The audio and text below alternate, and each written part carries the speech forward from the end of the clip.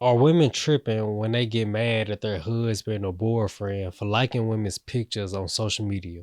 I think women do this for two main reasons, which we will fully break down: to protect themselves mentally and emotionally.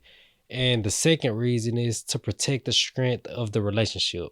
Before we start, let me say this: this isn't about shaming men, and it's not about pretending women are too sensitive. It's about understanding why something feels minor to one person, but feels huge and meaningful to the other person. Because understanding this is how relationships survive. So now that we got that laid out, let's get right into it. The first topic on the mental and emotional side we're going to discuss is simply being willing to sacrifice. When your partner tells you something that makes her or him feel uncomfortable, you should be able and willing to do it. Simple as that. As long as she not asking you to do something harmful, immoral, or destructive, your willingness to sacrifice is not weakness, it's maturity. Sacrifice in a healthy relationship is not about control from either person, from either side. It's about signaling safety. Somewhere along the lines of y'all getting together or being together, you expressed to that sister that you will protect and provide for her. Protect what? Provide what? Protect her from just physical attackers, provide her with just food, shelter, and clothing. All of these things are important, and I'm not dismissing it, but it's more to it than just those physical things. Protect her emotionally, mentally, provide spiritual safety, provide peace. And doing this helps you out as well. When a woman sees that you are willing to give up something minor for her peace, something important happens inside her. She begins to trust your leadership. She learns that when something affects her emotionally, you don't just dismiss it, you don't debate it or minimize it, you really consider it. That trust works both ways, because later, if she asks you to sacrifice something you genuinely disagree with, your past sacrifices give weight to your words now. You no longer resisting from being selfish. You really considering it from wisdom. A woman who feels consistently protected is far more willing to listen. Sacrifice earns you credibility. Credibility earns you influence. Sisters, with this being said, I want you to still understand that he is a man, and if you trust his leadership, then trust his leadership. If you do got a man that is considerate of your feelings and thoughts, but he still disagrees with you, then you may want to take some time, let emotions pass, and try to understand his reasoning for disagreeing. The second point we're going to make under this topic is a like feels like public approval and breaks exclusivity. If your woman don't like the fact that you all in another woman's likes, it's probably because it feels like a public acknowledgement of attraction or approval. Marriage creates an agreement, whether spoken or unspoken. The agreement is romantic and sexual attention belongs inside this union. When the husband publicly engages with other women's appearance, even digitally, it can feel like that agreement has been quietly crossed, not shattered, but violated enough to create doubt. With that doubt, she may begin to wonder, why does he need to express this attraction and approval publicly? Most sisters know that their man doesn't all of a sudden find all other women unattractive after he has committed to her. But that doesn't mean you need to express that publicly. She might wonder, is our exclusivity still being honored? Or would he do this if I was standing right beside him? If the answer to that is no, then you are seen as a coward, somebody sneaky and untrustworthy. And guess what? If you're supposed to be the leader and you are sneaky and you are untrustworthy, do you think she gonna listen to you when you preaching that she should be loyal? An untrustworthy leader is a leader that eventually loses leadership.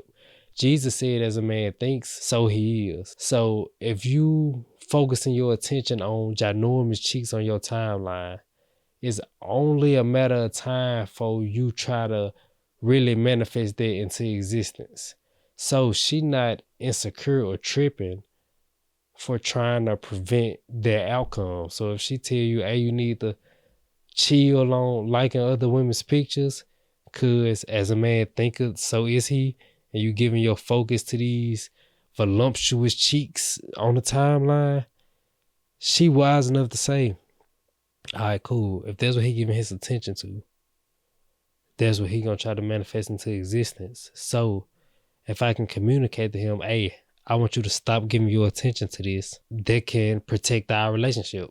And that's gonna lead us right into the next topic. Topic 3. It signals a lack of awareness and consideration. Often the deepest pain isn't the action itself, it's the lack of thought behind it. When a man continues a behavior after knowing it bothers his wife, the message she receives is simple.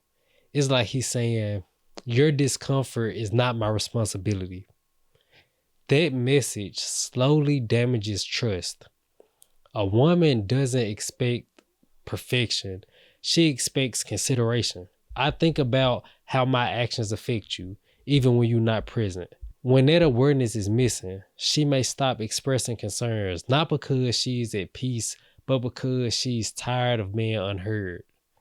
And silence in a relationship is never health, it's withdrawal. One of the most desired things from a man is for his woman to have a whole bunch of awareness and consideration, all this attention to detail, do all the little things that shows how much you know him like the back of your hand and how you use this knowledge to comfort him in every little way. If you desire this, it is much easier for you to get this type of comfort if you create an environment she feels appreciated in. Topic number 4. Women understand male nature and are protecting that union. This is where wisdom must override defensiveness as a man. Many women understand something men often resist admitting. Men as a whole struggle with sexual discipline. A double tap or a like from a man is often interpreted as, I like what I see. Women know this, and women receiving those likes know this too. So when a husband likes another woman's pictures, especially repeatedly, it opens a door, not necessarily because he intends to walk through it, but because others may respond to that signal he giving off. If that woman finds him attractive and interprets his engagement as interest in her, she may flirt back subtly and digitally. And if most men are sexually undisciplined, when she flirt back, what you think that's gonna lead to? And now the marriage is standing closer to the edge than they ever needed to be.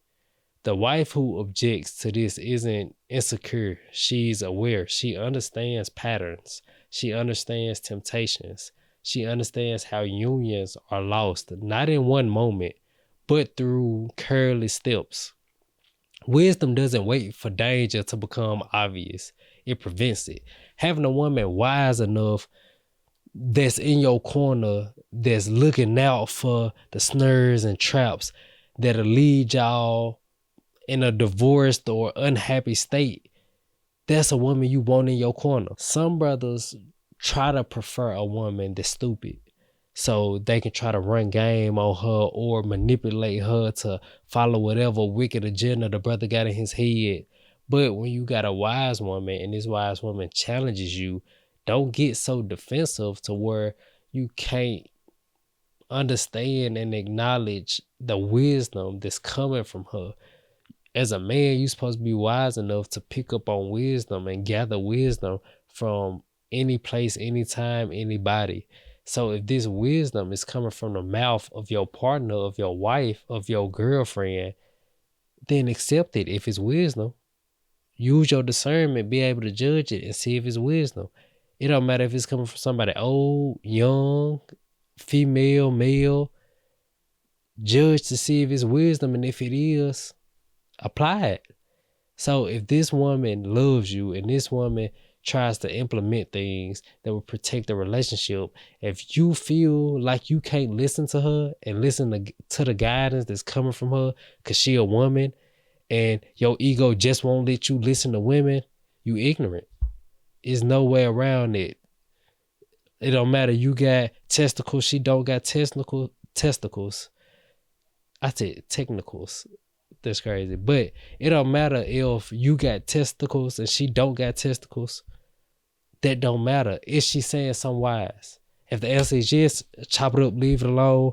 Bam, if you was already wrong before, don't be too big to apologize. Take the wisdom, move on. But I don't want to beat a dead horse.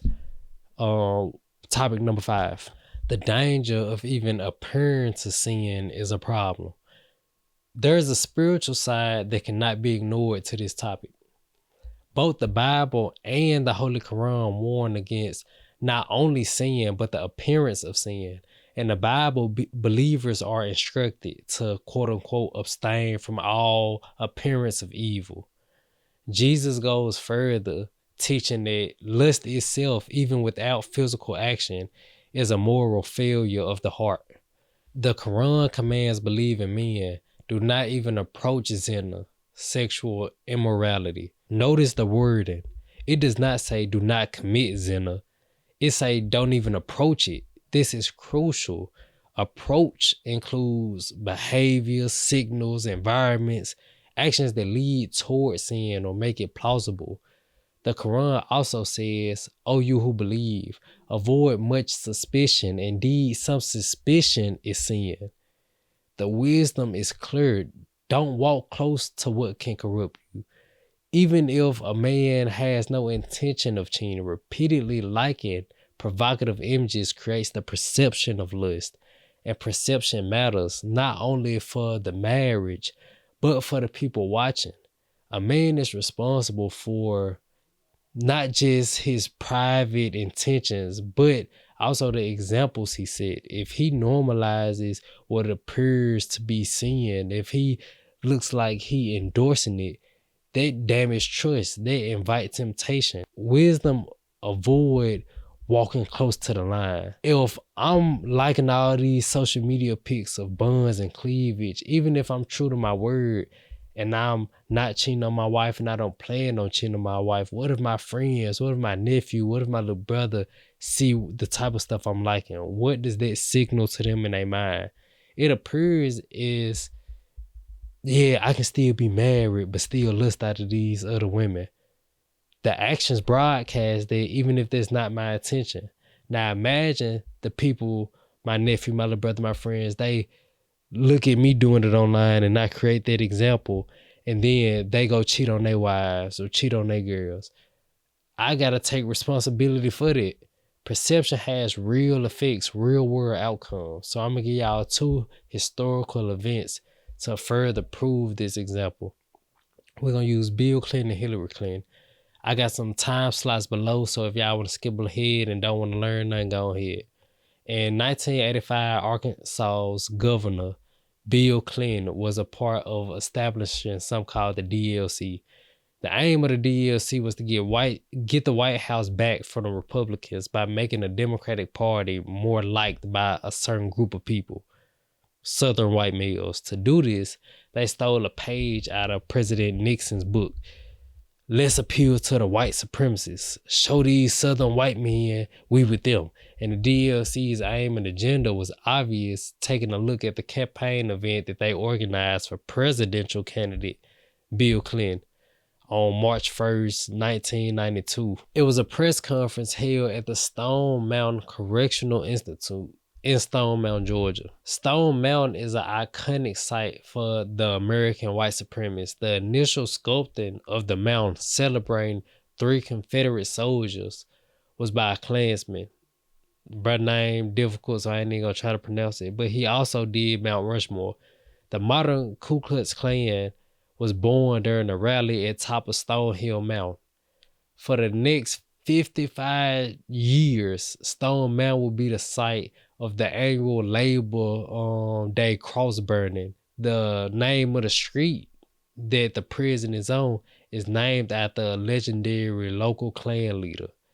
Let's quote a couple people on this matter. Christopher Petrilla of the Boston Review said, It is hard to imagine that the DLC would not have been aware of Stone Mountain's significance as a theater of white supremacy when it staged Clinton's campaign event at the prison there.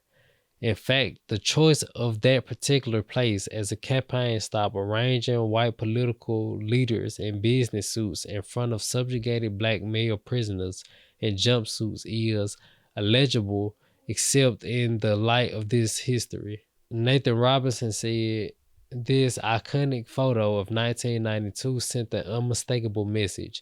If President Clinton wanted to signal to poor and working class whites that he was willing to be tougher on black communities than Republicans had been, he could hardly have done it better than standing in front of the shackled mass of black men at the base of Stone Mountain, only a year after his Klan's picnics had finally stopped this crazy work. Bruh plans worked. He won his white brethren over. How did it work? What caused the actions that produced the outcome that he wanted? The history of this place, plus the actions of the individual, the president, paints a picture of what the potential harm or benefit that can be produced. This leads people to strongly believe in the outcome of the combination of those two factors coming into existence. That's the same thing we discussed that the women do. They look at the history. Historically, Instagram is used as a modern dating app by the common person. Historically, men are not sexually disciplined and women post their bodies online. Tie that with the actions of the individual, you, liking her pictures, showing the world that you like what you see. Those different things paint a picture that she can't ignore. And this gets her to believe in one thing or the other. That belief produces real outcomes, just like the belief in Clinton from his white brethren produced him to be the president.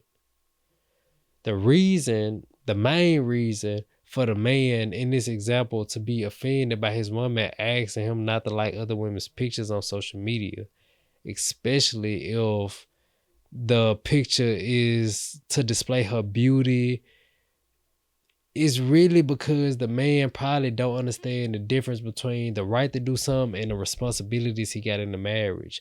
One of the fastest ways relationships decay is when people lead with what they're allowed to do instead of what they're responsible for. Marriage is not about maximizing personal freedom. It's about maximizing the connection of the unity and maximizing mutual security. You may have a right to like pictures, but responsibility asks a deeper question. Does exercising this right strengthen or weaken the bond that I'm accountable for in this marriage? Wise people don't live at the edge of what they're permitted to do.